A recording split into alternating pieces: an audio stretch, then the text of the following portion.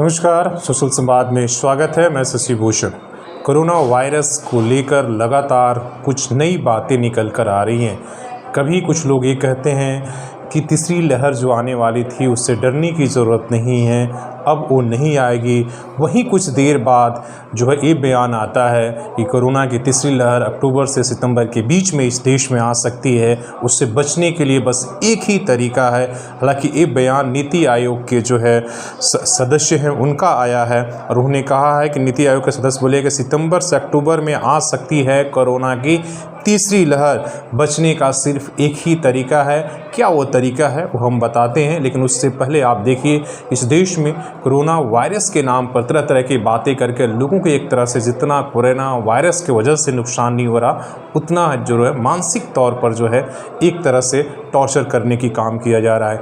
इतना कुछ बताया जा रहा है कि लोग कंफ्यूज होने लगते हैं और इससे ज़्यादा जो है कहीं ना कहीं आम जन है उनके दिमाग में उनकी जो है मानसिक तौर पर जो है एक तरह से नकारात्मक प्रभाव पड़ रहा है। बाज़ारों पर पड़ रहा है, आर्थिक मोर्चे पर पड़ रहा है, काम धंधे पर पड़ रहा है और शरीर पर तो पड़ ही रहा। क्या है खबर, पहले हम इसके बाद बताते हैं और इसके बाद में हम चर्चा करेंगे। जो नीति आयोग के सदस्य है बीके सारस्वत ने कोरोना के लेकर तीसरी लहर को लेकर उन्होंने आगाह किया है। सारस्वत ने कहा है कि भारत दूसरी लहर से काफ़ी अच्छे तरीके से निपट रहा है, लेकिन तीसरी लहर की तैयारी ज़रूरी है।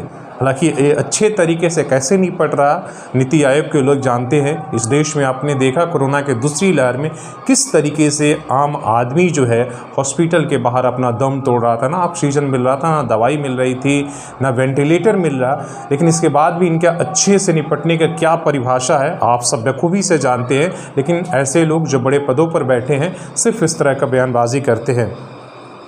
सारस्वत ने कहा कि तीसरी लहर से बचने का एक ही तरीका है, ज़्यादा से ज़्यादा लोगों का वैक्सीनेशन करना। ये बात तो बहुत पहले से की जा रही है, आम आदमी भी तैयार है, लेकिन वैक्सीनेशन कौन नहीं कर रहा? ये तो नीति आयोग को सोचना चाहिए, सरकार को सोचना चाहिए। वैक्सीनेशन की कमी से जो है इस देश में क्यों इतनी दिक्कत हुई। अगर उनका काम ही है तो पहले ही ये सरकार को एडवाइस दे देना चाहिए था कि पिछले आने वाले 3 या 6 महीने में आप पूरे देश को वैक्सीनेशन लगा लीजिए। पूरी खबर यह है कि देश अभी भी कोरोना महामारी के भीषण से जो है दूसरी लहर से जूझ रहा है। दूसरी लहर अब थोड़ा सा गति जरूर कम हुआ, ढलान पर है। अभी जो केस आ रहे हैं काफ़ी कम हो चुके हैं। इसी बीच नीति आयोग का जो सदस्य हैं जिसे हमने बताया सारस्वत, उनका ये बयान आया है और उन्होंने कहा कि तीसरी लहर अक्टूबर से सितंबर के बीच में आ सकती है, इसलिए ज़्यादा से ज़्यादा लोगों को टीकाकरण करना होगा। और उन्होंने ये भी कहा कि इसके लिए जो है हमें पूरी तैयारियां भी करनी होगी, अस्पतालों का, वेंटिलेटर का, ऑक्सीजन का, ताकि हम जो है तीसरी लहर से बच सके, जिससे युवा आबादी के अधिक प्रभावित होने की आशंका है। सारस्वत ने कहा कि महामारी के जो एक्सपर्ट है बहुत स्पष्ट संकेत दी है कि कोरोना की तीसरी लहर अपरिहार्य है और इसे सितंबर अक्टूबर से शुरू होने की आशंका है। अपरिहार्य मतलब बहुत आवश्यक है, आएगा ही आएगा, ऐसा उनका कहना है। ठीक, इसलिए देश को अधिक से अधिक लोगों को टीका करना चाहिए। सारस्वत ने ये न्यूज़ एजेंसी जो है भाषा है सरकार की जो PTI और भाषा, उससे उन्होंने कहा है, ये बात कहा है। और दूसरी लहर का हम अच्छी तरह से सामना कर रहे हैं, लेकिन इसका परिणाम जो है संक्रमण में नए मामले भी काफ़ी कम हो रहे हैं। हालांकि ये बयान से कहीं ना कहीं तीसरी लहर आए या ना आए, लेकिन इस पर बाज़ारों पर ज़रूर फ़र्क पड़ता है।